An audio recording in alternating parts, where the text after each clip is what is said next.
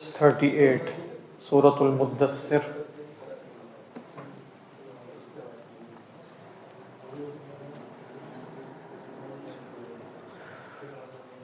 اعوذ باللہ من الشیطان الرجیم. بسم اللہ الرحمن الرحیم.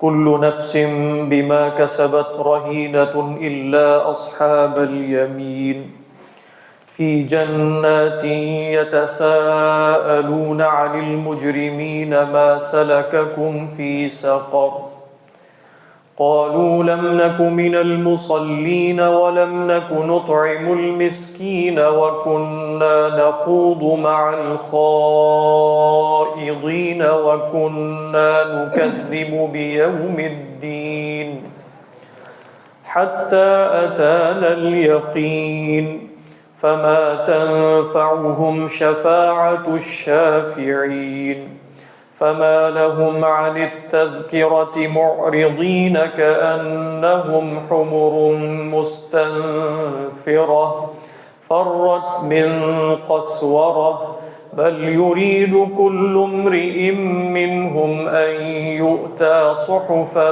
منشرة كلا بل لا يخافون الآخرة كلا إنه تذكرة فمن شاء ذكره وما يذكرون إلا أن يشاء الله هو أهل التقوى وأهل المغفرة. صدق الله العظيم. رب اشرح لي صدري ويسر لي أمري واحلل عقدة من لساني يفقهوا قولي. اللهم ألهمنا رشدنا وأعذنا من شرور أنفسنا. اللهم انفعنا بما علمتنا وعلمنا ما ينفعنا وزدنا علما. اللهم صل على سيدنا محمد وعلى آل سيدنا محمد وبارك وسلم آمین یا رب العالمین. فرمایا کل نفس بما کسبت رہینہ، ہر نفس اپنی کمائی کے ساتھ، با اگر مصاحبت کا ہو تو ترجمہ ہوگا کمائی کے ساتھ، اور اگر با سببیہ ہو تو ترجمہ ہوگا بسبب اپنی کمائی کے. تو ہر نفس بسبب اپنی کمائی کے رہینتن گرفتار ہے. رہینتن رہن یرہنو سے ہے، اور اس میں جو گولتا آ رہی ہے وہ مبالغے کے لیے ہے، وہ تانیث کے لیے نہیں ہے. یعنی نفس اگرچہ مؤنث ہے تو اس کے لیے رہینہ بظاہر ایسے محسوس ہوتا ہے کہ تا تانیث کی ہوگی، لیکن چونکہ فعیل کے بدن پہ مذکر اور مؤنث دونوں برابر ہوتے ہیں تو رہین مذکر کے لیے بھی ہے، رہین مؤنث کے لیے بھی ہے. لہذا یہاں رہینہ میں تا کی تانیث، تا کی جو تا ہے وہ تانیث کے لیے نہیں ہے، وہ مؤنث کے لیے نہیں ہے بلکہ مبالغے کے لیے. اور رہین کس معنی میں ہے؟ بمعنی رہن کے، بمعنی مرہون کے. رہن یرہن، رہن کہتے ہیں کسی شے کو گرفتار کرنا، بند کر دینا، حبس میں رکھنا. یہ کیا ہے؟ رہن. تو مرہون کیا ہوگا؟ محبوس، جس کو حبس میں رکھا گیا، جس کو بند کر دیا گیا، جس کو گرفتار کیا گیا. اسی لیے ہم رہن کس کو کہتے ہیں اپنی فقہ کے اصطلاح میں؟ وہ کہ جس کو آپ کسی کے قبضے میں دے دیتے ہیں اور وہ اس کے قبضے میں رہتا ہے اور آپ کے زیر استعمال نہیں ہوتا، وہ رہن ہے. تو یہاں بمانا کیا ہے کہ کل نفس بما کسبت رہینۃ، کہ ہر نفس اپنی کمائی کی وجہ سے گرفتار ہوگا. کہاں گرفتار ہوگا؟ رہینۃ کا متعلق کیا ہے؟ تو کہا کہ رہینۃ فی جہنم، ہر نفس محبوس ہے اپنی کمائی کے باعث جہنم میں. کون محبوس نہیں ہوگا گا؟ الا اصحاب الیمین، آگے بتا دیا، یعنی الا اصحاب الیمین. تو یہاں سے علماء نے وہ احادیث بھی نقل کی کہ جن سے یہ معلوم ہوتا ہے کہ ہر شخص کا جہنم میں والعیاذ باللہ ایک ٹھکانہ لکھا ہوا ہے، یہاں تک کہ اصحاب یمین کا بھی. بس اصحاب یمین نے یہ کیا ہے کہ اعمال صالحہ کے ذریعے اور ایمان کے ذریعے اپنے آپ کو آزاد کروا لیا. اسی لیے دو لفظ استعمال ہوتے ہیں، ایک ہے غلق الرہن، ایک ہے فک الرہن. جیسے فقہ میں بھی اصطلاح، فک الرہن کا مطلب ہے آپ نے اپنا رہن چھڑوا لیا. میں نے آپ کے پاس ایک گھڑی رکھوائی تھی رہن میں اور 10,000 روپے آپ سے قرض لیا. اب فک رہن کیا ہوگا؟ قرض دے دوں تو وہ گھڑی مجھے واپس مل جائے گی. اور غلق رہن کیا ہے؟ کہ اگر میں وہ پیسے ادا کرنے پر قادر نہ ہوا تو اب وہ رہن بند ہو چکا ہے، نہ وہ کچھ کر سکتا ہے نہ میں کر سکتا ہوں، بلکہ قاضی اس میں تصرف کرے گا، تو یہ غلق رہن ہے۔ تو اصل میں مراد یہ ہے کہ اصحاب یمین نے گویا فک رہن کر لیا ہے۔ اللہ نے کہا تھا کہ تم جہنم میں جاؤ گے الا یہ کہ تم یہ قرض ادا کرو۔ وہ قرض کیا ہے؟ وہ تمہارے اوپر ایمان اور عمل صالح کا ہے۔ تو اگر تم نے ایمان اور عمل صالح کا فریضہ انجام دے دیا تو گویا تم نے فک رہن کر لیا ہے، اپنے آپ کو آزاد کروا لیا، وگرنہ گرفتار ہو جاؤ گے۔ بات واضح؟ اسی کو رسول اللہ صلی اللہ علیہ وسلم نے جیسے یوں بیان کیا نا کہ کل الناس یغدو، ہر نفس، ہر انسان صبح سویرے نکلتا ہے گھر سے، فبائع النفس، اپنے نفس کو بیچتا ہے، تو نتیجہ کیا ہے؟ فمعتقوها، تو یا تو اسے آزاد کروا لیتا ہے۔ تو آزاد کروانا کیا ہے؟ وہ فک رہن ہے، او موبقوها، یا اسے ہلاک کر دیتا ہے۔ تو یہ ایک عجیب سا اسلوب ہے جو قرآن مجید میں ایک سے زیادہ جگہ وارد ہوا کہ کل نفس بما کسبت رہینۃ، گویا انسان نے دنیا میں عمل کر کے گویا ایک ڈیٹ ہے، ایک قرض ہے جو ادا کرنا ہے، وہ قرض عبودیت ہے جو ہر انسان پر ہے۔ اس کے ذریعے انسان گویا سعادت حاصل کرے گا، کمال حاصل کرے گا، اور اپنے آپ کو دائمی درد اور دکھ اور الم سے نجات دے گا۔ یہ ہے مفہوم کل نفس بما کسبت رہینہ۔ استثناء ہو گیا الا اصحاب الیمین۔ دیکھیے اس میں اختلاف ہوا علماء کا کہ اصحاب یمین سے یہاں کون مراد ہے۔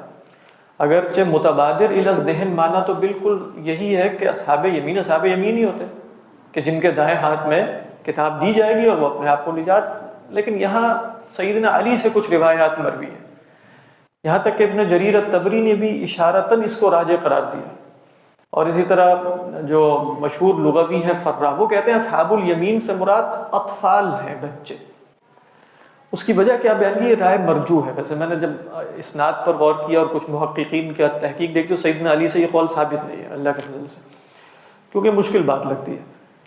وہ یہ ہے کہ یہ پوچھیں گے نا اصحاب یمین کہ یہ لوگ دوزخ میں کیسے چلے گئے۔ آگے ہم دیکھیں گے کہ یتساءلون عن المجرمین ما سلککم فی سقر، یہ دوزخ میں بیٹھ کے پوچھ رہے ہیں کہ بھئی آخر تمہیں کیا شے جہنم میں لے گئی۔ تو کہتے ہیں اگر یہ اصحاب یمین وہ ہیں، یہ امام فرا فرماتے ہیں، یہی ابن جریر نے بھی کہا کہ اگر یہ اصحاب یمین وہ ہیں جو دنیا سے گزر کے آئے تو انہیں معلوم ہونا چاہیے کہ جہنم میں لے جانے والی اشیاء کیا ہوتی ہیں۔ بات واضح ہے کہ نہیں؟ یعنی وہ دنیا سے ہو کر نہیں آئے، اور ان کو معلوم ہے اللہ تعالیٰ نے انبیاء بھیجے ہیں، بھئی کفر و شرک لے کر جاتا ہے، فلاں فلاں شے لے کر جاتی ہے، تو آخر یہ تعجباً یہ کیوں سوال کر رہے ہیں کہ ما سلککم فی سقر؟ تو ان پر تو بات واضح ہونی چاہیے کہ بھئی وہ شخص یقیناً ایمان سے عاری ہوگا، وہ عمل صالح سے عاری ہوگا، وہ تکذیب کرتا ہوگا، لہذا وہ جہنم میں چلا گیا۔ یہ سوال تو ایسا لگتا ہے جیسے تعجب کے لیے پوچھا جا رہا ہے، ما سلککم فی سقر۔ تو کہتے ہیں یہ سوال گویا پھر وہ لوگ پوچھ رہے ہیں کہ جو مکلف نہیں تھے اصلاً، اور انہیں نہیں معلوم کہ گناہ کیا ہوتا ہے، تو وہ سوال کر رہے ہیں کہ بھئی یہ لوگ جہنم میں کیسے گئے ہیں۔ تو ان کو بتا رہے ہیں دیکھو تمہیں تو نہیں معلوم، ہم تمہیں بتاتے ہیں، آگے 4 وجوہات بیان کر دی۔ یہ رائے ہے ان لوگوں کی جو، یا دلیل ہے ان لوگوں کی جنہوں نے سیدنا علی رضی اللہ تعالی عنہ کے قول کو اختیار کیا کہ ہم اطفال المؤمنین، اور بعض روایات میں ہے کہ ہم اطفال، یہ بچے ہیں، غیر مکلف وجود ہے۔ ہم بولے ہیں نا، مطلب بچے ہیں، ان کو کیا پتا گناہ کیا ہوتا ہے۔ یہ رائے واللہ اعلم اتنی قوی نہیں لگتی، کیونکہ اصحاب یمین قرآن مجید میں کوئی پہلی دفعہ تھوڑی آ رہا ہے۔ اصحاب یمین، اصحاب یمین کی اصطلاح ہے، آپ مختلف جگہوں پر پڑھ چکے ہیں، سورہ واقعہ میں بھی ہے، حاقہ میں بھی ہے، اور بھی جگہوں پر ہے۔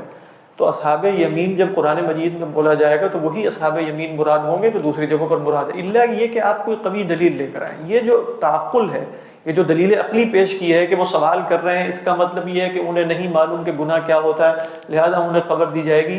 یہ اعتراض بآسانی دفع کیا جا سکتا ہے، بآسانی اس کو دور کیا جا سکتا ہے۔ لہذا جو محقق ہے، محقق سیدنا علی محقق ہیں، ان سے ثابت نہیں ہے، بس یہی ہم بتا رہے ہیں۔ جو محقق مفسرین ہیں انہوں نے کہا کہ صحیح تر قول ہے اصحاب الیمین، کہ یہاں اصحاب یمین سے مراد مکلفین ہے جو دنیا سے ہو کر آئے ہیں، جن کو دائیں ہاتھ میں اعمال نامہ دیا گیا، اب وہ جنت میں ہیں اور وہ سوال کرتے ہیں۔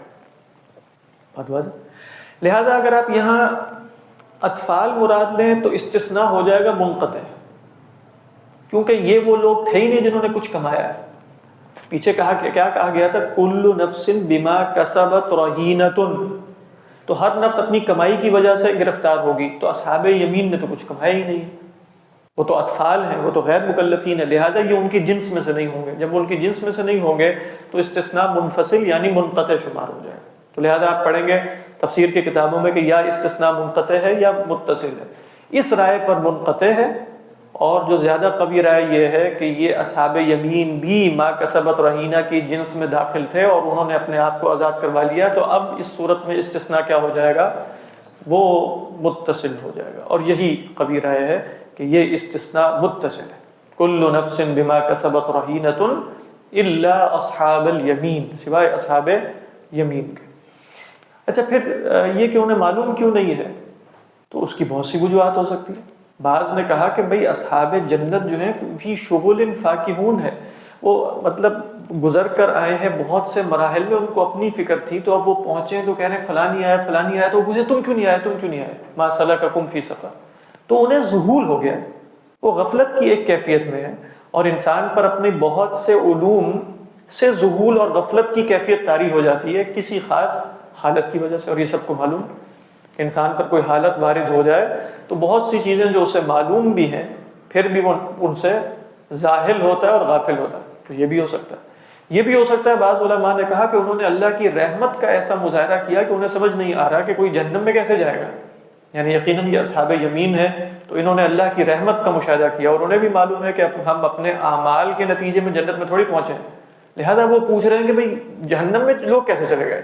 رحمت تو اللہ کی اتنی واسعہ تھی، تو جہنم میں جانے والوں کے ساتھ آخر ہوا کیا؟ وہ سوال کرتے ہیں عن المجرمین ما سلککم فی سقر۔ اور بھی بہت سی وجوہات ہو سکتی ہیں، اور اس میں کوئی مستبعد بات نہیں ہے، بلکہ یہ بھی ممکن ہے کہ وہ جیسے علماء نے کہا کہ اپنی نعمت، یعنی آپ یوں کہیں کہ اللہ سبحانہ و تعالیٰ نے یہ بات انہیں الہام کی ہے تاکہ انہیں اپنے اعمال کا بھی احساس ہو۔ ان پر اس وقت جو کیفیت طاری ہے وہ کیا ہے کہ ہم محض اللہ کے فضل سے داخل ہوئے، یعنی جنت میں پہنچنے کے بعد جو حالت ان پر طاری ہے وہ یہ ہے کہ الحمدللہ الذی اذھب عنا الحزن ان ربنا لغفور شکور الذی احلنا دار المقامۃ من فضلہ، اور الحمدللہ الذی ہدانا لہذا وما كنا لنهتدی لولا ان ہدانا اللہ، تو یہ جنت میں پہنچنے کے بعد کہیں گے نا، یہ قول جو سورہ اعراف میں وارد ہوا، تو وہ تو یہ سمجھ رہے ہیں کہ محض رحمت ہے۔ تو جہاں انسان یہ سمجھ رہا ہوتا ہے کہ محض رحمت ہے، وہاں اللہ بتاتے ہیں نہیں تمہارے بھی اعمال ہیں، اور یہ قرآن مجید میں جا بجا ایک اسلوب ہے۔ تو اب جب یہ محض رحمت سمجھ رہے ہیں تو اللہ کی طرف سے گویا انہیں الہام کیا گیا کہ تم ذرا جہنم والوں سے پوچھو کہ وہ کیوں جہنم میں چلے گئے، تو وہ بتائیں گے کہ یہ اعمال ہم نے کیے، تو اس کے برعکس اعمال یقیناً ان لوگوں نے کیے ہیں، تو ان کو اپنے اعمال کی طرف تنبیہ ہو جائے گی، یعنی چونکہ ان کی نظر محض رحمت پر تھی تو اللہ نے اپنے فضل اور کرم سے گویا ان کو ان کے اعمال بھی یاد دلوا دیے کہ تم ایسے نہیں تھے، تم نے یقیناً کچھ اعمال ایسے کیے ہیں جس کے نتیجے میں تم اللہ کی رحمت کے، اللہ کے فضل سے مستحق ہو گئے۔ جی فرمائیں۔ یہ وجہ بھی ہو سکتی ہے کہ ایڈ انسلٹ ٹو انجری، ہاں، ایڈ انسلٹ ٹو انجری جو ہے وہ ہو بھی سکتی ہے، واللہ اعلم، واللہ اعلم، یعنی ممکن ہے کہ وہ جیسے کہ واللہ اعلم ہو بھی سکتی ہے، یعنی اس کی گنجائش تو ہے، یعنی وہ جو فرمایا نا کہ فَالْيَوْمَ الَّذِينَ آمَنُوا مِنَ الْكُفَّارِ يَضْحَكُونَ عَلَى الْأَرَائِكِ يَنْظُرُونَ، تو ان پر ہنسی کرنے کے لیے، مذاق کرنے کے لیے، اور ذرا چکھو، ممکن ہے، واللہ اعلم، لیکن اللہ بہتر جانتا۔ جی فرمائیے۔ یہ خبر ہے اور مستقبل کی خبر ہے۔ ہاں بالکل ایسے ہی۔ جو اصحاب یمین ہو گئے، ہاں بہت سارے ہوں گے جن کو یہ معلوم بھی ہوگا، کیا؟ یہ صورت معلوم بھی ہے۔ ہاں ہاں بالکل، وہ علوم سے جیسے کہ نا ذہول ہو جاتا ہے، غفلت، جیسے اس کی مثال علماء نے دی کہ قیامت کے دن اللہ تعالیٰ انبیاء سے پوچھیں گے یوم یجمع اللہ الرسل فیقول ماذا اجبتم قالوا لا علم لنا، کہیں گے ہمیں تو کچھ پتہ ہی نہیں، حالانکہ انہیں تو پتہ ہے کہ ان کے قوم نے کیا جواب دیا، انہوں نے کیا کہا تھا ان سے اور قوم نے کیا کہا تھا، کیا ان کے علم میں نہیں؟ لیکن وہ کیا جواب میں کہہ رہے ہیں؟ لا علم لنا، ہمیں لا نفی جنس کر دیا، ہمیں کوئی علم ہے ہی نہیں کہ ہماری قوم نے ہمیں کیا جواب دیا۔ تو کہا کہ وہ اس وقت کی ہیبت اور ہولناکی کی وجہ سے اور اللہ تعالیٰ کے سامنے کھڑے ہونے میں جو ایک رعب ہے اور دہشت ہے، اس کی وجہ سے وہ تمام علوم سے فی الحال غافل ہو جائیں گے، لہٰذا وہ اپنے قول میں بالکل سچے ہیں لا علم لنا، کیونکہ انہیں کچھ حاضر ہی نہیں ہو رہا، اور واضح ہے کہ انہیں کچھ حاضر ہی نہیں ہو رہا۔ تو یہاں بھی یہ ممکن ہے کہ وہ جس طرح انسان خوف کی وجہ سے اپنے علوم سے غافل ہو جاتا ہے، اسی طرح لذت اور فرحت کی کیفیت میں بھی ہو جاتا ہے۔ بات ہے. تو لہٰذا یہ اس وقت ایک لذت اور فرحت کی کیفیت میں یہ بھی ممکن ہے کہ وہ ان چیزوں سے غافل ہو گئے. بات واضح. تو فرمایا کیا ہوگا تو صحیح. جی جی لیکن یہاں بتانا ہمیں مقصود ہم بتانا یہ مقصود ہے کہ یہ اعمال ہیں جو جہنم میں لے کے جائیں گے. دیکھ لینا. ابھی تو یہ واقعہ ہوا نہیں تھا. جی جی تو بتانا یہ مقصود ہے کہ بھائی میں خبردار ہوں. بالکل ایسے ہی. تو فرمائے اللہ اصحاب الیمین فی جنات یتساءلون، وہ باغات میں ہوں گے پوچھتے ہوں گے. یہ یتساءلون بھی حال ہے اصل میں اصحاب الیمین کا، یعنی فی جنات حال کونہم یتساءلون، سوال کر رہے ہوں گے. دیکھیں تساؤل کے دو معنی ہو سکتے ہیں. تساؤل کا ایک معنی ہے کہ وہ باہمی طور پہ سوال کریں. تساءل یتساءلو کا مطلب کیا ہے کہ میں آپ سے سوال کروں آپ میرے سے، تو پوچھ رہے ہیں ایک دوسرے سے. تو پوچھ ایک دوسرے سے رہے ہیں تو بیچ میں کچھ معذوف ماننا پڑے گا، کیونکہ آگے کیا ہے ما عن المجرمین، ایک دوسرے سے مجرمین کے بارے میں پوچھ رہے ہیں. تو ہونا یہ چاہیے ما سلکہم فی سقر، یعنی وہ ایک دوسرے سے سوال کر رہے ہیں مجرمین کے بارے میں کہ انہیں کیا شے لے گئی. تو اب آگے کیا تھا، آگے التفات ہے نا غائب کے صیغے سے، تو بیچ میں کچھ معذوف ہوگا. اس محذوف میں یہ بھی ہو سکتا ہے کہ اللہ کی طرف سے یہ کہا گیا ہو کہ تمہیں ہم ان پر مطلع کر دیتے ہیں، جیسے سورہ صافات میں فَاطَّلَعَ فَرَآهُ فِي سَوَاءِ الْجَحِيمِ. تو اب ڈائریکٹ مکالمہ شروع ہو گیا، یعنی آپس میں پوچھ رہے ہیں کہ بھئی کیا ہوا ان کا، وہ کیوں جہنم میں چلے گئے. تو اچانک اہل جہنم کو ان کے سامنے حاضر کر دیا گیا، تو انہی سے ڈائریکٹ انہوں نے پوچھ لیا. يَتَسَاءَلُونَ أَيْ فِي مَا بَيْنَهُمْ عَنِ الْمُجْرِمِينَ ثُمَّ اطَّلَعُوا عَلَى الْمُجْرِمِينَ. پھر کیا ہوا، وہ مطلع ہو گئے مجرمین پر، جیسا کہ سورۃ الصافات میں ہے، اور ان سے پوچھا ما سلککم فی سقر. بات ہے. اور یہ بھی ہو سکتا ہے کہ تساءل یتساءلوا سوال کے معنی میں ہو. کئی دفعہ تساؤل دو بندوں کا باہمی سوال کرنا ہے، اور کئی دفعہ محض سأل یسألو کے معنی میں آتا ہے. یعنی جیسے اللہ تعالیٰ فرماتے ہیں عما یتساءلون، اس کا ایک معنی کیا ہے، ایک تفسیر کیا ہے، کس شے کے بارے میں یہ سوال کرتے ہیں. یہ نہیں کہ باہمی سوال کرتے ہیں. تساؤل کے اندر دو فریقوں کا ہونا ضروری نہیں ہے. یہ بات سمجھ میں آ رہی ہے. پھر کیا ترجمہ بنے گا، یتساءلون ای یسألون عن المجرمین. اب محذوف کیا ہوگا، یسألون المجرمین، سوال کر رہے ہیں مجرمین سے. کس سے، کس بارے میں، عن اعمال المجرمین. یعنی یتساءلون عن المجرمین میں بات سمجھ میں یہ آ رہی ہے کہ مجرموں سے ان کے اعمال کے بارے میں پوچھ رہے ہیں، لہذا کہیں گے ما سلککم فی سقر. بات سب جگہ ایک ہی ہے، لیکن یہ دکھانے کے لیے کہ یہاں یتساءلون عن المجرمین میں سوال باہمی ہے یا ڈائریکٹ مجرمین سے ہے، یہ فرق واقع ہو جائے گا. لیکن دونوں صورتوں میں ان دی اینڈ وہ سوال موجہ ہے، اس کا خطاب ہے مجرمین ہی سے. بات سمجھ آ رہی. تو فی جنات یتساءلون عن المجرمین، مجرموں سے پوچھتے ہوں گے ما سلککم فی سقر. سلک یسلکو کئی دفعہ ہم دیکھ چکے ہیں، یہ متعدی بھی آتا ہے. متعدی آئے تو اس کا مصدر ہے سلکن، سلک یسلکو سلکن. اور اگر لازم آئے تو سلک یسلکو سلوکن، جیسے ہم کہتے ہیں علم سلوک، اللہ تعالیٰ کی طرف چلنا. تو ہم سورہ حاقہ میں بھی پڑھ چکے کہ ثم فی سلسلۃ ذرعها 70 ذراعا فاسلکو. تو وہاں کس معنی میں تھا، وہاں اس معنی میں کہ چلا دو، پیرو دو، تو وہاں متعدی تھا. تو یہاں بھی متعدی ہے. ما سلککم، کیا شے تمہیں لے کر چل پڑی، فی سقر، جہنم میں. اور آپ دیکھیے کہ سلک یسلکو کا جو لغوی معنی ہے نا، وہ اصل میں دھاگے کے اندر موتیوں کو پیرونے کا ہے. یعنی بنیادی طور پہ سلک الحبات فی الخیط، او سلک العقد او اللآلی فی الخیط. اس لیے وہ تنگ سی جگہ ہوتی ہے نا، یوں کر کے گزارا جاتا ہے. تو اس میں ایک مفہوم یہ ہے کہ ما سلککم فی سقر، کہ بھئی آخر تم جہنم میں کیسے چلے گئے، جہنم میں جانا مشکل تھا. بات سمجھ، یہ لفظ کہاں سے معلوم ہو رہا ہے کہ جہنم میں جانا مشکل تھا. سلککم فی سقر، یعنی گویا جہنم تو بڑی تنگ سی جگہ ہے، اندر سے کھلی ہے لیکن اس کا داخلہ بہت تنگ ہے. مکانا ضیقا، جیسے قرآن مجید میں کہا گیا. تو وہ تو اللہ کی رحمت کا مشاہدہ کیا ان لوگوں نے، اصحاب یمین نے. تو بڑی حیرانگی سے پوچھ رہے ہیں کہ تم جہنم میں کیسے چلے گئے.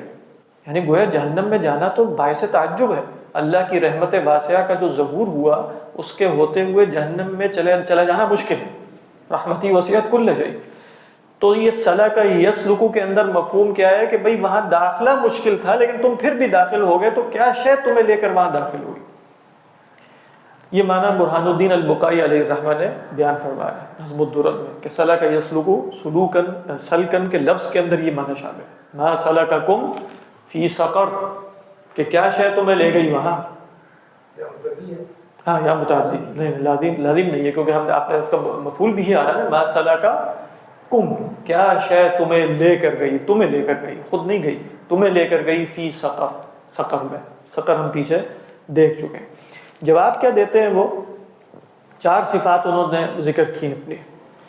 قالوا لم نک من المصلین, انہوں نے کہا کہ ہم مصلین نہیں تھے. ابھی اس کی وضاحت کرتے ہیں. ولم نک نطعم المسکین, ہم مسکین کو کھانا نہیں کھلاتے تھے. اچھا. وکنا نخوض مع الخائضین, اور ہم جھگڑا کرنے والوں کے ساتھ, بحث مباحثہ کرنے والوں کے ساتھ, مشغلہ کرنے والوں کے ساتھ, دل لگی کرنے والوں کے ساتھ, ایسے ہی فضول کی باتیں کرنے والوں کے ساتھ. کیونکہ خاض فی الحدیث کا مطلب ہوتا ہے بس ایسے ہی باتیں کرتے چلے جانا. جیسے اللہ تعالیٰ فرماتے ہیں نا کہ بھئی جو اصحاب افک میں جب وہ حدیث جو شروع ہو گیا کہ لوگوں نے باتیں شروع کر دی سیدہ عائشہ کے متعلق, وہاں فرمایا فیما افضتم فیہ عذاب عظیم. تو افاض فی الحدیث, خاض فی الحدیث, اسی طرح اندفع فی الحدیث, ان بلغ فی الحدیث, ان سب کا مفہوم کیا ہوتا ہے, سوچے سمجھے باتیں شروع کر دینا. مطلب کوئی ٹاپک چھیڑا جائے, جیسا مرضی ہو اس میں شروع ہو جانا, چاہے کچھ پتہ ہو یا نہ پتہ ہو. یہ کیا ہے, خاض یخوض خوضا, یخوضون فی الحدیث. وَإِذَا رَأَيْتَ الَّذِينَ يَخُوضُونَ فِي آيَاتِنَا فَأَعْرِضْ عَنْهُمْ حَتَّى يَخُوضُوا فِي حَدِيثٍ غَيْرِهِ. تحقیق حق کے لیے بات نہیں ہوتی, وقت گزاری کے لیے, استہزاء کے لیے, باتیں کرنے کے لیے, فضول گوئی کے لیے, ٹائم پاسنگ کے لیے وغیرہ وغیرہ. یہ کیا ہے, یہ خاض فی الحدیث. تو ہم بھی ایسے ہی لگے رہے, ہم نے دیکھا لوگ ایسی باتیں کر رہے ہیں تو ہم نے کہا ہم بھی باتیں شروع کر دیتے. وَكُنَّا نَخُوضُ مَعَ الْخَائِضِينَ. اس کے بعد فرمایا وَكُنَّا نُكَذِّبُ بِيَوْمِ الدِّينِ. دیکھیں ابھی تک جتنی چیزیں آئی تھی وہ عمل تھا, تکذیب تو آخر میں آئی. وَكُنَّا نُكَذِّبُ بِيَوْمِ الدِّينِ.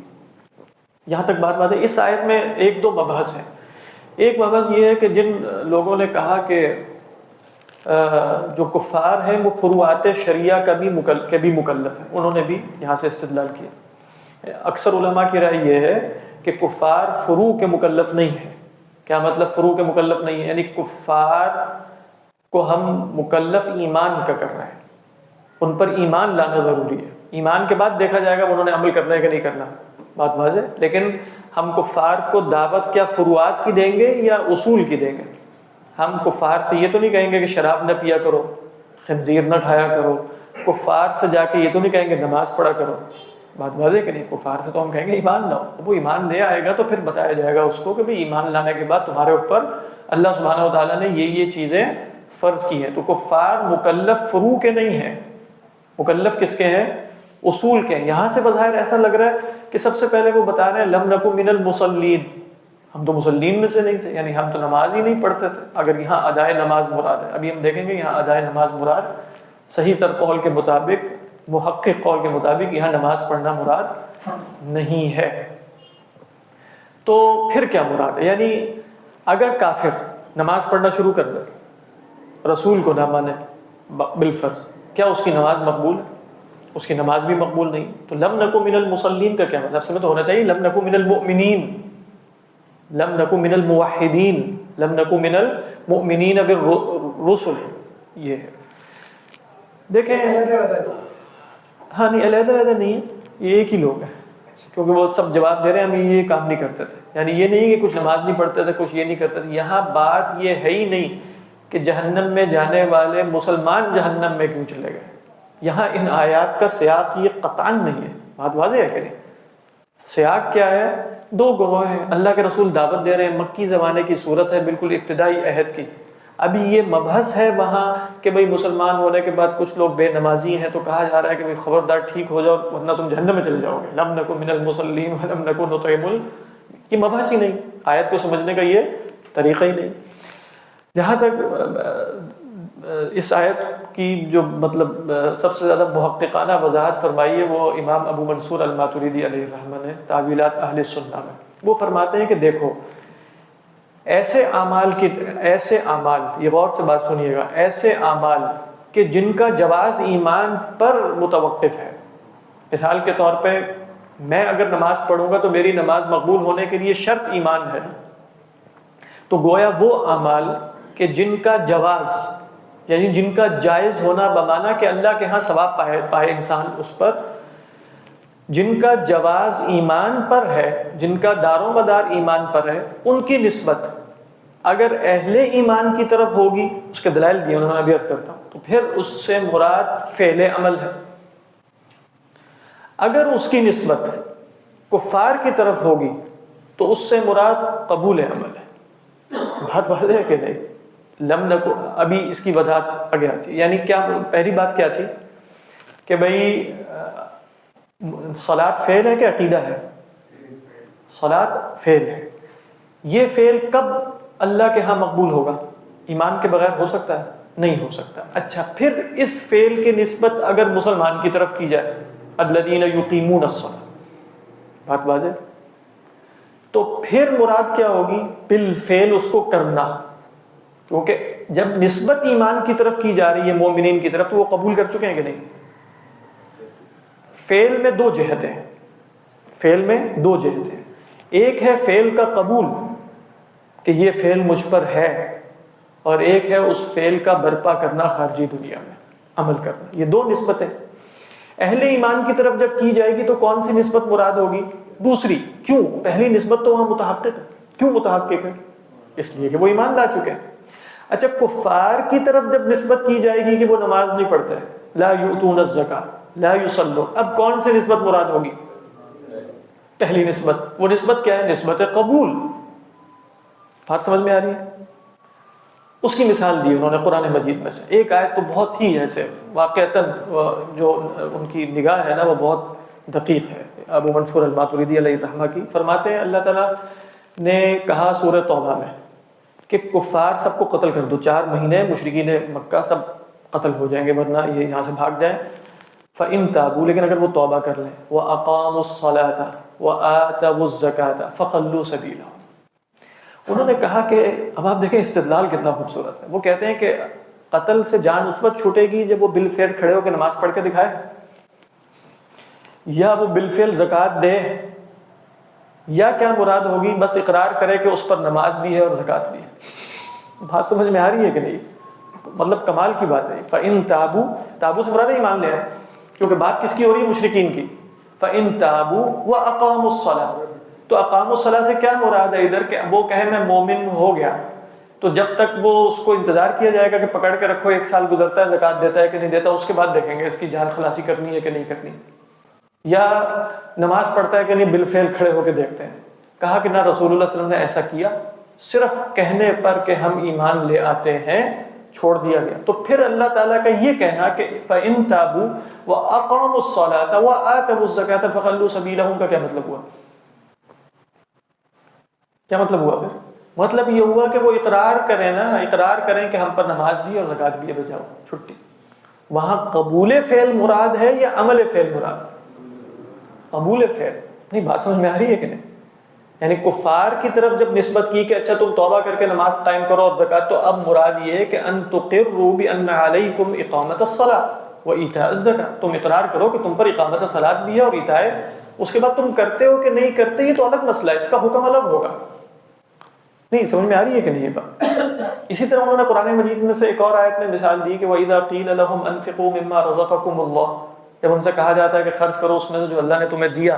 قَالَ الَّذِينَ كَفَرُوا لِلَّذِينَ آمَنُوا أَنُطْعِمُ مَن لَّوْ يَشَاءُ اللَّهُ أَطْعَمَهُ.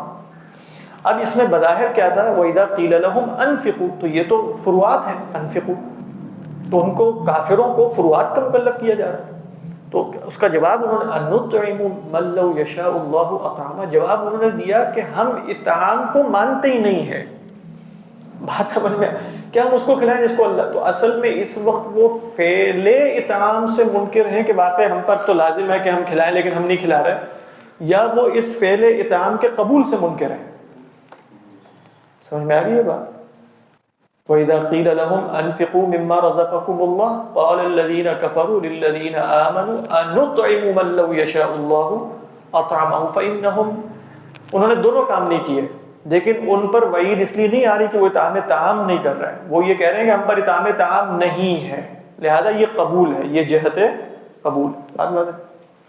یہاں انہوں نے فرمایا لم نکو من المصلین کا مطلب یہ، اور یہ بات فی نفسی ہی بہت قوی ہے، کیونکہ کافر مکلف بالفروع نہیں ہے، لیکن نماز میں دو جہتیں ہیں، ایک ہے نماز کی قبولیت اعتقادی سطح پر، یہ فروعات میں سے ہے کہ عقائد میں سے ہے، اس کا مکلف ہے، اس پر اس کو سزا بھی ہوگی کہ تم نے نماز تم مصلی کیوں نہیں تھے۔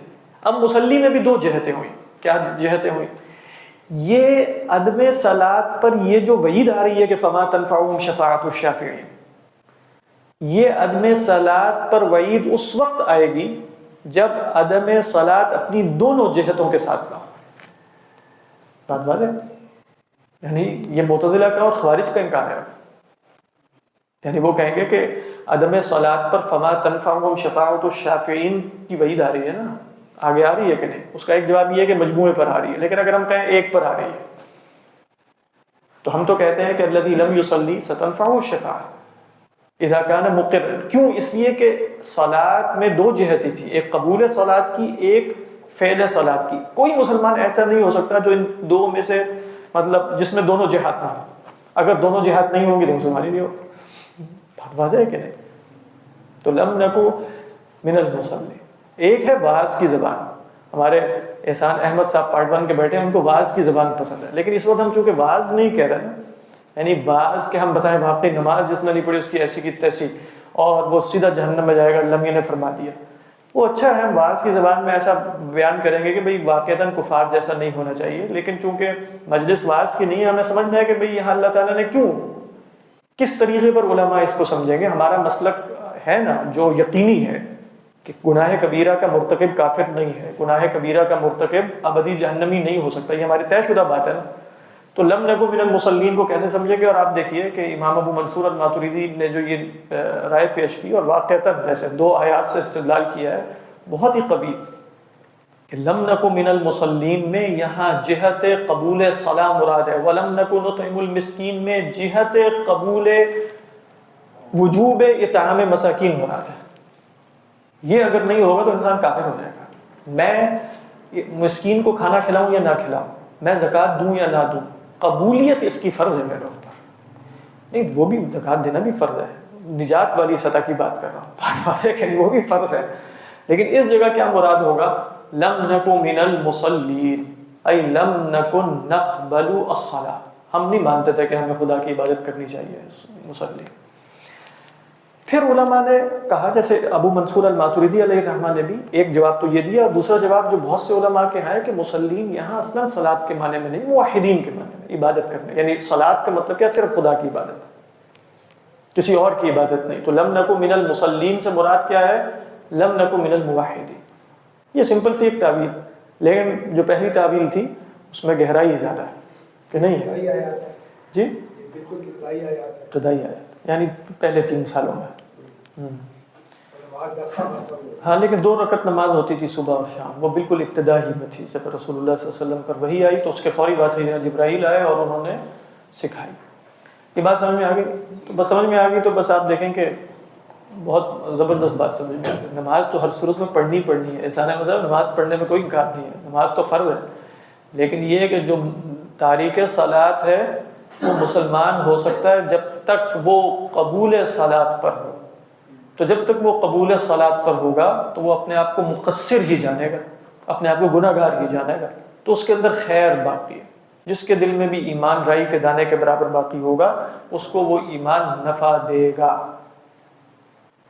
ایک صحیح روایت آپ لوگوں نے سنی ہوگی، آپ صلی اللہ علیہ وسلم نے پوچھا کہ ایک وقت آئے گا کہ الناس لا يعرفون الصلاة ولا الصيام ولا الزکاة، نہ ان کو نماز کا پتہ ہوگا، نہ نماز پتہ ہی نہیں ہے کہ نماز کیا چیز ہے، سب یعنی ختم ہو گیا، پھر بس لا الہ الا اللہ کہتے ہوں گے وہ، اور وہ کہتے ہوں گے کہ سمعنا هذا من آبائنا، کلمۃ تو ہم بھی یہی کہتے ہیں لا الہ الا اللہ، اللہ کے سوا معبود کوئی نہیں۔ تو صحابہ نے کہا فما تنفعهم، یعنی یہ کلمہ ان کو کیا نفع دے گا. آپ نے فرمایا تنجیہم من النار، یہ بھی اللہ کے رسول صلی اللہ علیہ وسلم کی احادیث ہی ہے. بات واضح ہے کہ نہیں؟ تو ہمیں ان سب کو جوڑ کر ہی چیزوں کو سمجھنا چاہیے. تو یہاں آیت کا فہم یہی ہے، لم نکو من المصلین ای لم نکو من الذین یقبلون الصلاة او لم نکو من الموحدین. جی سلاد میں تو چلے بالکل واضح، اس کا مطلب یہ ہوا مسکین جو آئے یہاں بھی اور باقی اس طرح کی جگہوں پہ بھی اس کا مطلب کہ زکوٰۃ ہوگا. زکوٰۃ ہوگا یا قبول؟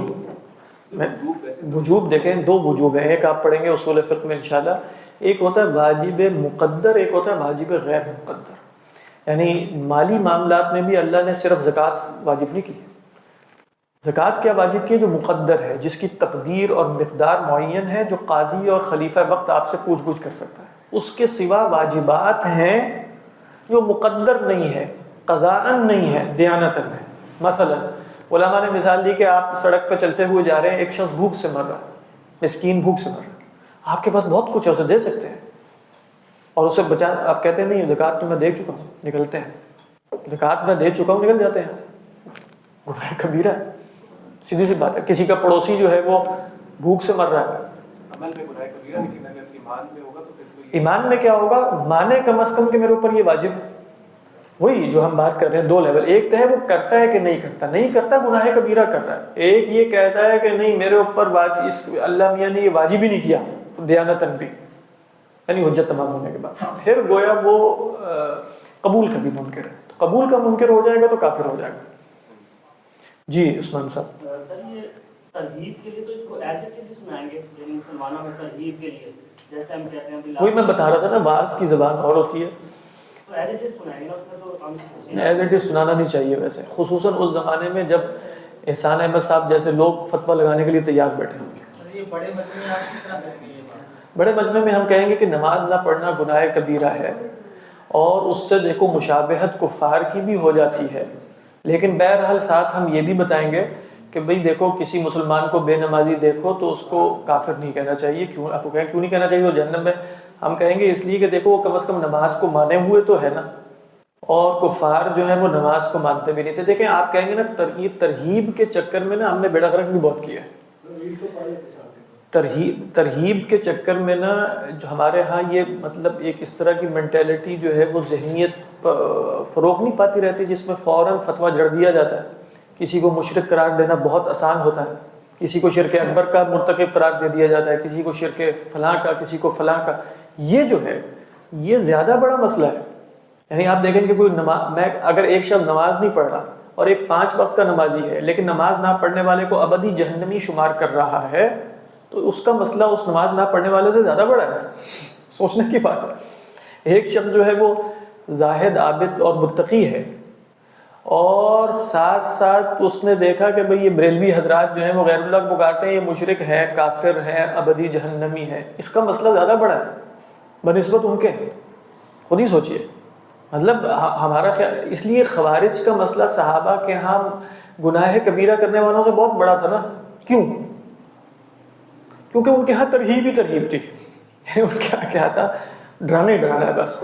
اور اس لیے کہ وہ سب یہ دیکھو، یہ اگر تم نے کیا نماز چھوڑ دی تم کافر ہو گئے، یہ ہو گیا وہ ہو گیا، اور تحکیم کی تو سب. تو اب صحابہ آ کر ان کو بتانا بھی ایسا نہیں ہے، دیکھو یہ مسئلہ نہیں ہے. تو آپ دیکھیں کہ ترہیب والی زبان اور وعظ کی زبان میں ہم عوام الناس میں جیسے کچھ مفاہیم واضح نہ کریں، اس کے بغیر وعظ کرتے چلے جائیں نا، اس سے بڑے مسائل اور مشاکل پیدا ہوتے ہیں. یعنی ایکسٹینشن ساتھ لگا دیں پھر ایکسٹینشن لگائیں. ایکسٹینشن وائر میں کرنٹ بھی آنا چاہیے، ایسے نہیں کہ ایکسٹینشن لگائی اور وہ بس. مسلمان ہو کے نماز نہیں پڑھا تو ٹھیک سے لیکن مسلمان بھی ہے، کلمہ بھی پڑھا لیکن کہہ رہا کہ نماز فرض ورض کوئی نہیں ہے. ہاں تو یہ تو مسلمان ہی نہیں، مسلمان ہی نہیں، یہ تو بڑا مسئلہ ہو گیا. لیکن باقی نماز کی تو اپنی اہمیت بہت ہی زیادہ ہے، اس میں تو کوئی شک ہے ہی نہیں. مطلب اس کا تارک جو ہے وہ تو بہت بڑا گناہ گار ہے نا، اس کو جہنم میں جانے کا مستحق، جہنم میں جانے کا مستحق. وہ ساری باتیں اپنی جگہ درست ہیں، لیکن یہ جگہ کیونکہ واعظ کی نہیں ہے نا، ہم ذرا اس کو فرق طریقے میں بیان کریں کہ لم نکو من المصلین کو کیسے سمجھا گیا ہے علماء کے ہاں. کیونکہ آگے ایک بات آ رہی ہے، سیدھا لے لیں. ہاں جی جی. یہ بھی 4 مختلف قسم کے لوگوں سے ان کا واسطہ پڑا. تو اب اس میں مسئلہ ہو جائے گا نا. ایک مسلمان وہ تھے کہ جو صرف نماز نہیں پڑھتے تھے, جہنم میں پہنچ گئے. لیکن آگے آ رہا ہے فما تنفعهم شفاعت الشافعین. ہم بات واضح, ہمارے خیال میں جو مسلمان ہے جو نماز نہیں پڑھ رہا اور وہ نماز کا اعتقاد رکھتا ہے وہ جہنم میں جا سکتا ہے, چلا جائے گا. ان دی اینڈ شفاعت سے اس کو نفع ہو سکتا ہے کہ نہیں ہو سکتا ہے, بلکہ ہو جائے گا. لیکن یہاں اگر آپ اس طرح لیں گے تو آگے کیا آ رہا ہے فما تنفعهم شفاعت الشافعین. شافعین کی شفاعت نفع نہیں دے گی. اس کا یہ مطلب ہے کہ پرماننٹ تارک نماز ہے. نہیں, یہ مطلب تو ہے فما تنفعهم شفاعت الشافعین کا مطلب یہ ہے کہ بھئی جہنم سے نکلنے کا ہمیں طریقہ شفاعت کے ذریعے بتایا گیا. یعنی ہمیں جو روایات متواترہ سے پتہ چلا کہ رائی کے دانے کے برابر رسول اللہ صلی اللہ علیہ وسلم کی شفاعت اور دوسروں کی شفاعت سے نکال. یہاں نفی کے سیاق میں نفی ہے نا. آپ دیکھیں شفاعت الشافعین عموم ہے نفی کے سیاق میں. کسی شافع کی شفاعت انہیں نفع نہیں دے گی. ایک پرماننٹ ہی تارک نماز ہے, مسلمان ہے, پرماننٹ تارک نماز ہے. وہ نا فرق کفر میں اسلام میں فرق ہے. نماز وہ پرماننٹ میں چلا گیا. دیکھیں وہ یہاں جیسے ہم کہیں گے نا, آپ ان حدیثوں کو بھی کیسے سمجھیں گے من ترک الصلاۃ متعمدا فقد کفر. ہم جانتے ہیں کہ خود شریعت میں لفظ کفر صحابہ نے, یہ بات صحابہ نے واضح کی ہے کہ لفظ کفر ایک معنی میں نہیں ہے. کفر اکبر بھی ہوتا ہے, کفر اصغر بھی ہوتا ہے. ہم کہیں گے من ترک الصلاۃ متعمدا فقد کفر میں کبھی یہ کفر اکبر ہوگا, کبھی کفر اصغر ہوگا. کن اصولوں کے تحت طے کریں گے جو ہم نے نکالے, جو استقرار خود صحابہ سے ثابت ہے. ہم کہیں گے من ترک الصلاۃ متعمدا وهو لا يرى فرضیۃ الصلاۃ فقد کفر کفرا اکبر. اور ومن ترک الصلاۃ متعمدا وهو يرى فرضیۃ الصلاۃ ولكنه ترك تساهلا وتهاونا, تو کیا ہوگا؟ یعنی اگر اس نے چھوڑا لیکن مانتا ہے فقد کفر کفرا اصغر. اور خود سیدنا عبداللہ ابن عباس نے ومن لم يحكم بما انزل الله فاولئك هم الكافرون میں کہا کہ کفر دون کفر, بتا دیا ایک کفر سے فرق بھی ہو سکتا ہے. کفر ایک لیول پہ نہیں ہے. ناشکری کو بھی کفر کہہ دیا جاتا ہے. اور بھی روایات میں کم تر درجے کے افعال کو بھی کفر کہا گیا. بات واضح, کفر دون کفر, لیکن وہ کفر اکبر بھی بن سکتا ہے. تاریک صلاۃ کبھی کافر اکبر ہوگا, کبھی کافر اصغر ہوگا. کافر ایک بار تب بنے گا جب وہ تاریک صلاۃ ہو. اور متعمدن کے لفظ کے اندر جیسے بعض علماء نے کہا اس میں اشارہ ہے کہ متعمدن کا مطلب یہ ہے کہ ہوا لا یرا الصلاۃ اصلا. اس لیے آپ دیکھیں ومن قتل مؤمنا متعمدا, اس میں بھی کثیر من العلماء کی رائے یہ ہے کہ من قتل مؤمنا متعمدا بانه يقتله لانه مؤمن. جو کسی مسلمان کو اس لیے قتل کر دے گا وہ مسلمان ہے, وہ کیسے مسلمان ہو سکتا ہے؟ بات سمجھ میں آ رہی ہے کہ احتمالات بہت سارے ہیں نا ان الفاظ میں. تو ان احتمالات میں سے ہم کس احتمال کو ترجیح دیتے ہیں کہ جو احتمال محکم کے مطابق. اب ہمارے مطابق یہ بات محکمات میں سے کہ مرتکب الکبیرہ لا یکون کافرا, مرتکب کبیرہ کافر نہیں ہوتا, یہ محکمات میں سے ہے. اس کے خلاف کرنے والا بدعتی ہوگا نا. تو جب یہ بات محکمات میں سے ہے تو ہم چیزوں کو اسی اعتبار سے سمجھیں گے. جی فرمائیے آفاق صاحب. یہ ترتیب کی زبان والی آپ نے بات کی کہ اس میں بہت خیال رکھیں. اس میں جیسے مثلاً اللہ تعالیٰ نے فطرت بنائی ہے انسان کی, اور ایک استطاعت بھی رکھی ہے, اور دین بھی اس کے مطابق ہے. تو اگر ایسے کوئی ہم بغیر یہ صحیح نالج کے بیان کریں گے, میرے جیسے بندہ تو سن کے متنفر ہی ہوگا کہ ویسے تو اللہ تعالیٰ نے تو ایک بات مثلاً نماز نہ پڑھنے پر پکڑنا ہے, تو بس چلو پھر کیا کریں. یعنی مطلب آپ کہہ رہے ہیں کہ ٹھیک بات بیان کرنی چاہیے. یعنی وہ بھی ٹھیک ہے کہ اللہ نے نماز ترک پہ بھی پکڑنے کا کہا ہے, مطلب وہ پرماننٹ پرماننٹ. جو سوتا تو سنا ہاسٹل میں ہے نا یہ اصل میں. وہ کہیں گے کہ صبح وارڈن صاحب اٹھانے آئیں گے فجر کے لیے, وہ کہیں گے ذرا وہ مومن صاحب کا درس سن لیں. اس میں تو یہی آیا کہ نہیں وہ اور ہے مسلم. تو ہر چیز کا اپنا محل ہوتا ہے نا, یعنی ہر چیز کو اپنے مقام پر سمجھنا چاہیے. تو یہاں مقام کیا ہے؟ تفسیر کا. تو ہم دیکھ ہی رہے ہیں کہ یہاں مصلین سے کیا مراد ہے. قالوا لم نکن من المصلین. تو نکو آپ دیکھ رہے ہیں کہ نکن ہے اصل میں، وہ دونوں طریقوں پر استعمال ہو جاتا ہے. اصل میں نکن ہے نا، کانا یکونو سے جب آپ بنائیں گے تو یہ نکو ہو گیا. نون گر جاتا ہے، یعنی جزم کی صورت میں نون بھی گرا بھی سکتے ہیں اور نون کا اس بات بھی کر سکتے ہیں. لم نکو من المصلین ولم نکو نطعم المسکین، اور ہم مسکین کو کھانا نہیں کھلایا کرتے تھے. لیکن کھانا کھلایا نہیں کرتے تھے اس میں بھی عادت ہے. عموماً عادتیں تدل علی العقائد، ضروری نہیں ہے لیکن احتمال. وَلَمْ نَكُ نُطْعِمُ الْمِسْكِينَ، یعنی کہ مَا أَطْعَمْنَا الْمَسَاكِينَ، لَمْ نَكُ نُطْعِمُ الْمَسَاكِينَ. اس لیے آپ دیکھیں، اب یہاں ذرا ایک بات غور سے سنیے گا. وہ شخص کہ جو مسکین کو کھانا کھلا رہا ہے، بات واضح، لیکن مسکین کو کھانا کھلانے پر کی جو لیول اوپر والا ہے کہ وہ قبولیت اسے ہو اللہ کی طرف سے، کہ اللہ نے فرض کیا، اگر وہ نہیں اس کو یہ قبولیت حاصل، اس کا مسکین کو کھانا کھلانا اور نہ کھلانا برابر. بات سمجھ میں آ رہی؟ یعنی ہم نے دو لیولز بیان کیے ہیں نا، قبول اور فعل کا. قبول نفع دے گا فعل کے بغیر بھی، لیکن فعل قبول کے بغیر نفع نہیں دے سکتا. بات واضح ہے؟ یعنی اگر کوئی شخص نماز کی فرضیت کا 5 نماز کا قائل نہیں ہے، نمازیں 5 ہی پڑھے جا رہا ہے، اس کو 5 نمازیں پڑھنا نفع نہیں دے گا اصول کے مطابق. بات سمجھ میں آ رہی ہے؟ کیوں نفع نہیں دے گا؟ اس کا نماز پڑھنا اور نہ پڑھنا برابر ہے کہ نہیں؟ برابر. لِأَنَّهُ لَمْ يَقْبَلْ الصَّلَاةَ. اسی طرح ایک شخص مسکین کو کھانا کھلائے چلے جا رہا ہے، اس نے ہاسپٹل کھول دیے ہیں، فلاں کر دیا، یہ کر دیا، لیکن وہ یہ نہیں مانتا کہ یہ سب کچھ کرنا اللہ کی طرف سے اس پر ہے. اس کا کرنا نہ کرنا برابر خدا کی نگاہ میں. ہمارا دین ہمیں یہی بتاتا ہے. بات واضح. اس سے آپ سمجھ لیں گے نا کہ وہ ساری چیزیں بھی، وہ فلاں یہ کر رہا ہے، فلاں کر رہا ہے. پہلی شرط قبول کی ہے، اس کے بعد فعل کی باری آتی ہے. اگر قبول کے بغیر فعل کا وجود ہوگا تو وہ فعل اور عدم برابر ہے شریعت کی نگاہ میں. اسی لیے کہا گیا کہ کفر کے ساتھ نیک عمل کا کوئی مطلب نہیں ہوتا. کفر کے ساتھ نیک عمل کا کوئی مطلب نہیں. کیوں مطلب نہیں؟ اس لیے کہ وہاں قبول نہیں ہے. مسکین کو کھانا کھلانا کب نفع دے گا؟ جب میں یہ اعتقاد کر کے کہ یہ اللہ کو راضی کرتا ہے اور اللہ نے مجھے کہا ہے اور میں مسکین کو کھانا کھلاتا ہوں، تب نفع دے گا.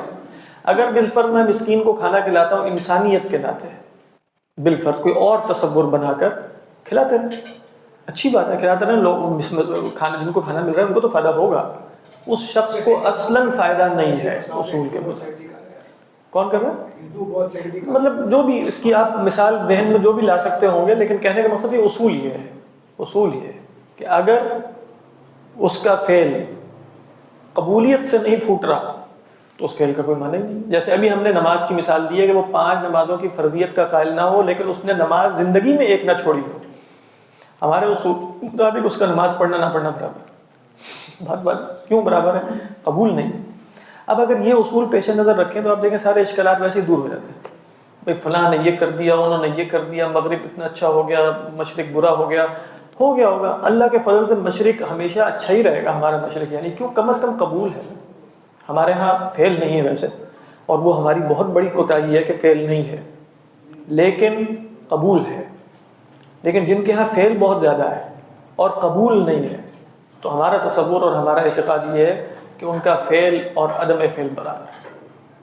اگر یہ اصول پیش نظر رکھے رہے تو ہم دیکھیں کیا بات اپنی فضیلت ثابت ہو جائے گی.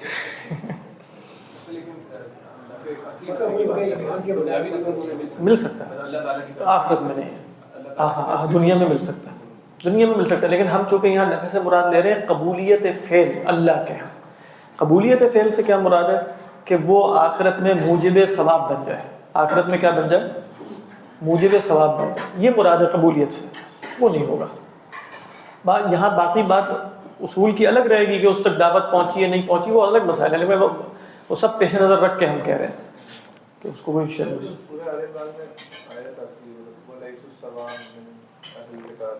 امۃ قائمۃ یتلون آیات اللہ آناء اللیل وہم یسجدون. دیکھیں وہاں عبداللہ ابن عباس رضی اللہ تعالیٰ عنہ کی جو روایت ہے نا، لیسوا سواء من اہل الکتاب امۃ قائمۃ، یہاں اہل کتاب میں امت قائمہ سے وہ لوگ مراد ہیں جو ایمان لا چکے ہیں. آپ کہیں گے جیسے عدنان ابراہیم صاحب نے ڈاکٹر، انہوں نے بہت تقریر کیے جا رہے ہیں اور بڑے زبردست طریقے سے فرماتے ہیں دیکھو یہ امت مسلمہ میں نہیں ہو سکتے، اس لیے کہ اگر یہ امت مسلمہ میں ہوتے تو ان کو اہل کتاب کیوں کہا گیا؟ لیسوا سواء من اہل الکتاب، بات واضح۔ اور کہا کہ یہ ان کے ہاں اگرچہ وہ بہت ذہین اور عقل مند آدمی ہے فلسطینی جو اسکالر ہیں، لیکن ان کے ہاں تصرف بہت ہے۔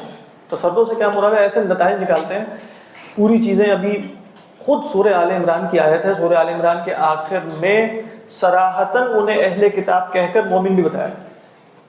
وَإِنَّ مِنْ أَهْلِ الْكِتَابِ لَمَنْ يُؤْمِنُ بِاللَّهِ وَمَا أُنزِلَ إِلَيْكُمْ وَمَا أُنزِلَ إِلَيْهِمْ، تو اہل کتاب میں سے ہیں وَإِنَّ مِنْ أَهْلِ الْكِتَابِ لَمَنْ يُؤْمِنُ بِاللَّهِ وَمَا، تو وَلَيْسُوا سَوَاءً مِنْ أَهْلِ الْكِتَابِ أُمَّةٌ قَائِمَةٌ، یہی صحیح طرح ہے۔ وہ کہتے ہیں نہیں، یہ ایسے ہی بتا دیا انہوں نے کہ امت مسلمہ، کوئی امت مسلمہ نہیں ہے، یہ اہل کتاب ہے۔ بالفرض اگر ہم کہیں کہ یہ امت مسلمہ نہیں ہے، پھر بھی بات درست ہے۔ من اہل الکتاب امۃ قائمۃ یتلون آیات اللہ، علماء نے کہا کیا آناء اللیل یؤمنون باللہ والیوم الآخر ویأمرون بالمعروف ویسارعون فی الخیرات اولئک من الصالحین وما یفعلوا من خیر فلن یکفروا واللہ علیم، جن کی یہ صفات ہے، کیا ان تک رسول کی دعوت پہنچے گی اور وہ ایمان نہیں لائیں گے؟ احتمال بھی ہے اس کا، جن کی یہ صفات ہو۔ تو لہذا اگر دوسرا احتمال کیا رہے گا، یہ سچے اہل کتاب ہیں جن تک دعوت نہیں پہنچی، یہ بھی سلف سے ملتا ہے۔ وہ کہتے ہیں یہ فلاں جگہ پر رہنے والے لوگ ہیں جن تک دعوت نہیں پہنچی، اس صورت میں بھی ان کے اعمال مقبول ہیں۔ جس تک دعوت نہیں پہنچی اور وہ کسی اور نبی کی شریعت پر ہے اور چل رہا ہے، اس کے اعمال مقبول بھی ہیں، کیونکہ اس کے حق میں نسخ کب واقع ہوگا؟ جب اسے علم نسخ ہو جائے گا۔ تو لا یکلف اللہ نفسا الا وسعہا، بالکل کنسسٹنٹ ہے یہ، یعنی یہ بات جو ہے نا فی نفسی ہے۔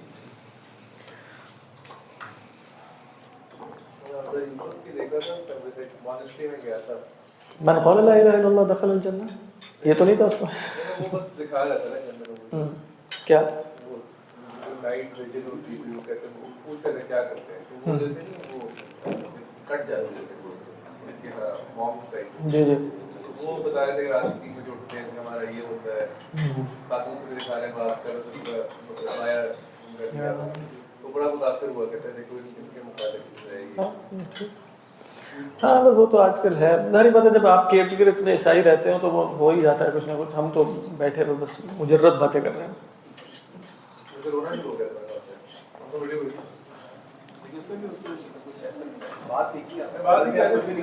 رونا اس بات پہ بھی آ سکتا ہے کہ ماشاء اللہ محنت بہت کر رہے ہیں، لیکن اللہ کرے ہدایت مل جائے، حسن نظر رکھنا چاہیے۔ اچھا جی، سب تو سموسے کھا رہے ہیں، میں بھی کھا لیتا ہوں۔ پیڑ اتنا ٹھیک نہیں ہے۔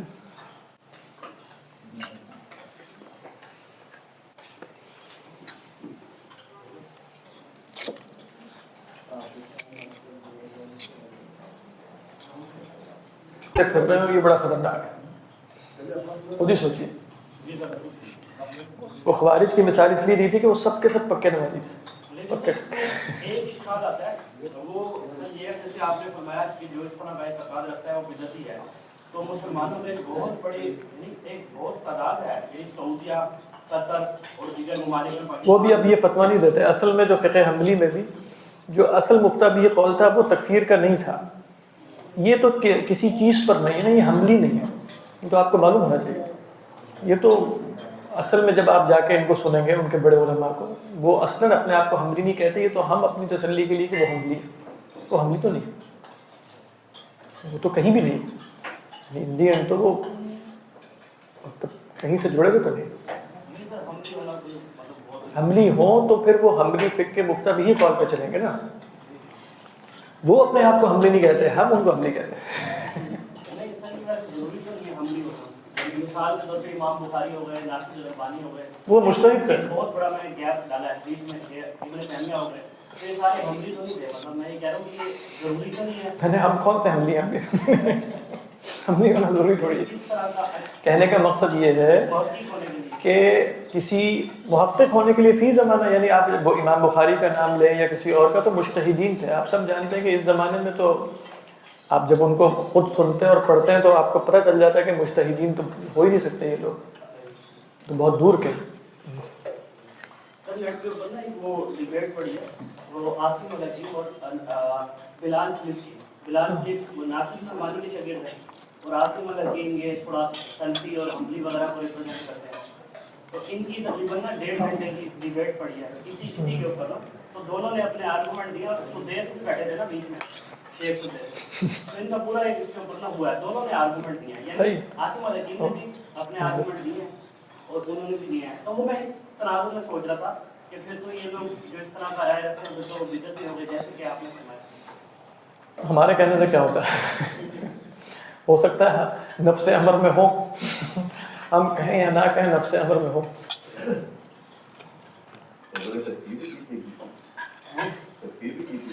دونوں معلوم ہے.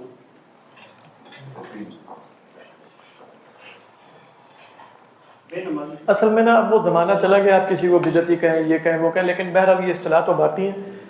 حقیقت کے اعتبار سے جو جس مسلک پہ ہوگا اور اس کے برعکس کو وہ بدعتی کہے گا, سیدھی سی بات ہے.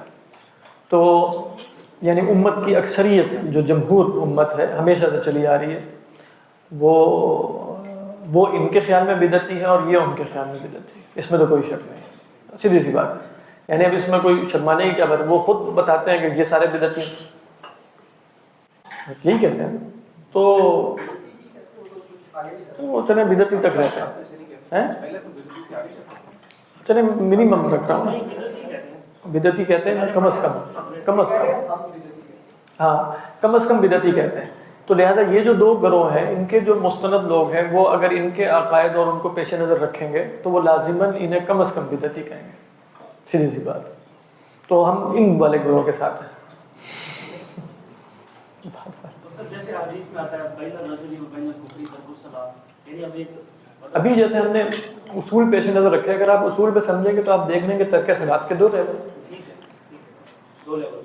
یعنی ان حدیث کو سمجھنا ہے نا. ابھی ہم نے یہاں بھی دیکھا ترک صلاۃ کے کون سے لیول ہیں, 2. ان میں سب سے اہم کون سا ہے, قبول. بات واضح ہو جائے گی.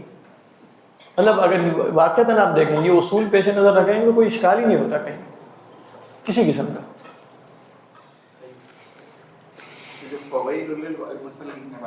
جی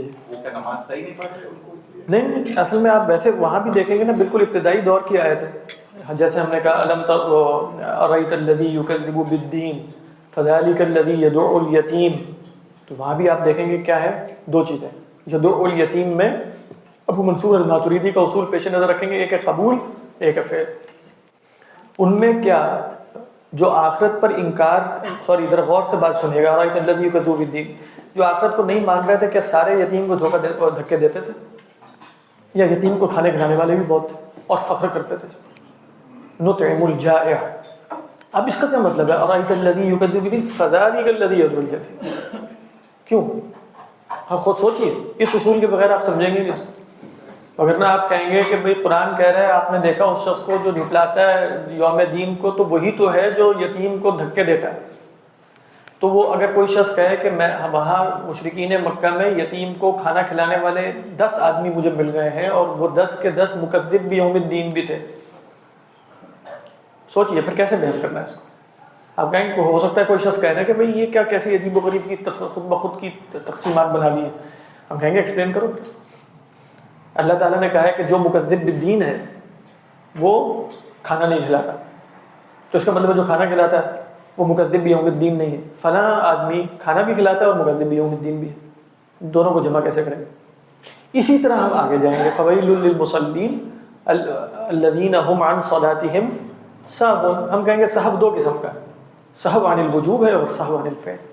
مطلب بالکل آسانی سے اصول اہل سنت جو ہے نا ایک لفظ, اس کے مطابق ہر چیز بالکل واضح ہو کے سمجھ میں آ جاتی ہے. اور یہ نہ سمجھیے گا کہ یہ ابھی ہم تھوڑی طے کرنے بیٹھے ہوئے ہیں, مطلب یہ امت 1400 سال میں اسی طرح سمجھتی آ رہی ہے. صحابہ کے زمانے سے یہ فرق ہو چکا ہے نا. یعنی یہ والا مسئلہ یونانیوں نے تو نہیں آ کے بتایا تھا کہ مرتکب کبیرہ کا کیا فیصلہ کرنا ہے آپ لوگوں نے. یہ مسئلہ تو عین صحابہ کے زمانے میں شروع ہو چکا تھا, سیدنا علی سے پہلے سیدنا عثمان کے زمانے میں شروع ہو گیا تھا. تو صحابہ نے اس پر فوری طور پر بغیر تردد کے ایک رائے اختیار کر لی کہ نہیں کر لی. وہ رائے کیا تھی کہ لیس بکافر, نہ منزلہ بین المنزلتین ہے, نہ کافر ہے, نہ کوئی اور شے ہے.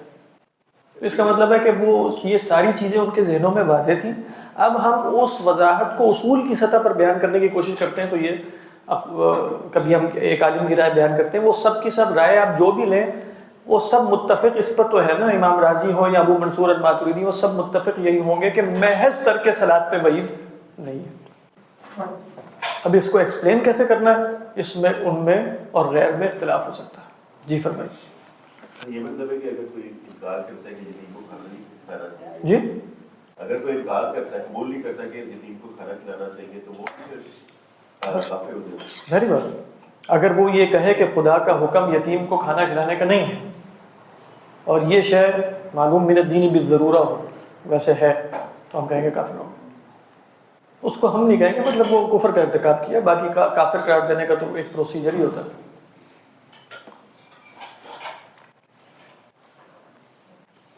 علم میں رسوخ کسی کو کہیں کس کو؟ ہاں مطلب جو ابو منصور نے فرمایا، ہاں بالکل اسی طریقے پر ہی ہوتا ہے۔ اس کو خبر نہیں ملی، وہ اپنے دین پر ہے، ٹھیک ہے، اس کو خبر مل گئی، ہاں اس کے ساتھ مسئلہ ہے۔ اس کو نہیں ملی، اس نے پھر نہیں مانا، خبر پہنچ گئی نہیں جی مانا۔ وہ خبر پہنچ گئی نہیں مانا تو وہ اللہ کے ہاں اب معذور نہیں ہے، اس کو عذر نہیں ہے۔ خبر پہنچ گئی اور اس کو خیال بھی آیا کہ یہ بات ٹھیک لگ رہی ہے، اس نے کہا چلو غور نہیں کرتے، بیٹھے رہتے ہیں، وہ شخص جو ہے وہ اللہ کے ہاں جیسے ایک خطرناک جگہ پہ۔ یہ صورت آج ختم کرنی تھی، ویسے میرا نیت یہی تھی۔ نیت المؤمن خیر من عملہ۔